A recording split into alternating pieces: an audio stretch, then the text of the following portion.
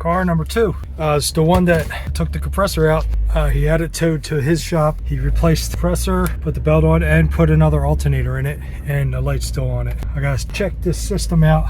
Did a visual. I wanted to check the fuses and stuff like that. I haven't even pulled up a diagram yet, but it's definitely not charging. Okay, put this down there. I got one hand. I don't feel like getting the tripod out, but I did, and I do have voltage there, and I also checked ground here to like here. No voltage drop. You can see it's still leaking from there. Well, I mean, there's coolant on it. There's another coolant leak somewhere. They just replaced the rubber hose. It looks like this is, it's kind of pinched there, but it's not leaking. Yeah, I don't know what this is. I can smell coolant. Looks like it's seeping a little from here. It's just something I gotta note. It's got a new alternator and a new compressor in it. This one's not seized. New alternator and a new compressor, and it's not charging. Check the circuit out real quick. Right here. 10 amp fuse. Fuse 33. This is for the light. Okay, you already know that light works because the light is on. So we really don't need to check that one, but it's definitely not charging. So we need to check this at the alternator. I did check here. This one right here is fuse 33. It's a lid on that side, and a lid on that side. I did pull it out. It looks continuous, so I put it back in, and then I got to check down here at the connector. So as soon as I get that disconnected, I'll be able to check it. I didn't check the ground at the alternator though. I don't think it's painted. I can't really tell. It doesn't look painted, so that should be okay. I don't know if you can see down in there, but the connector on the inside of the alternator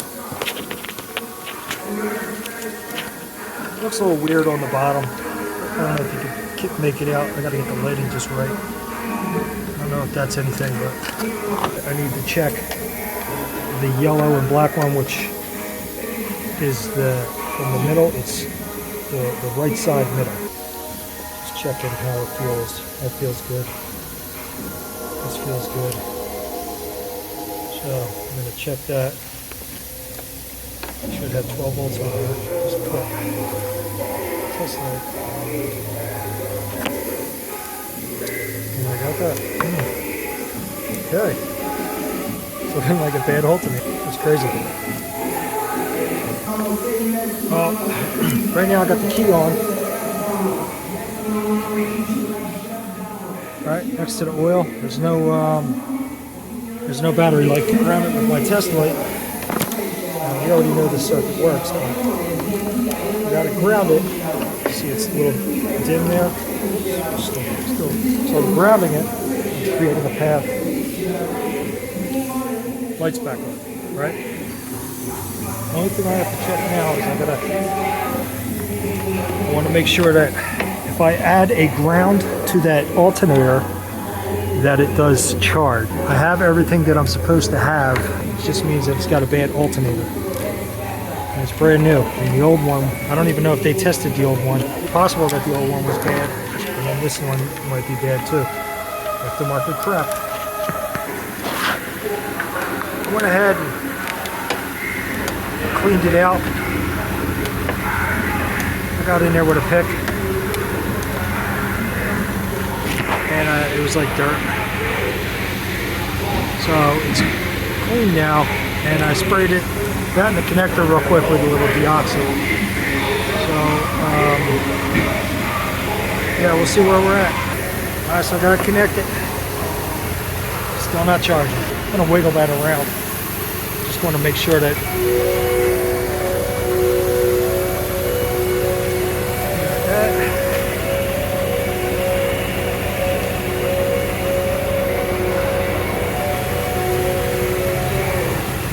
changing. Looks like a bad alternator. Let's see if I can ground this.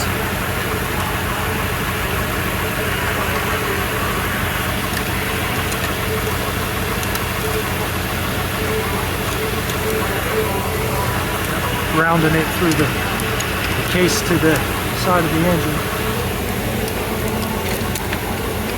I'm going to change what I did here is I'm connected here with the starter switch to the positive, and when I activate it, it doesn't change there. I did the exact same thing when I did the ground side. I hooked it to the side of the alternator on this side and to the negative side. This has a bad alternator. Just to prove out that my equipment's working, now I'm going to put the one side on the positive, the other side's on the negative.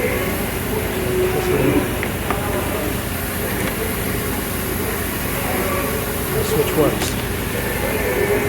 Needs an alternator.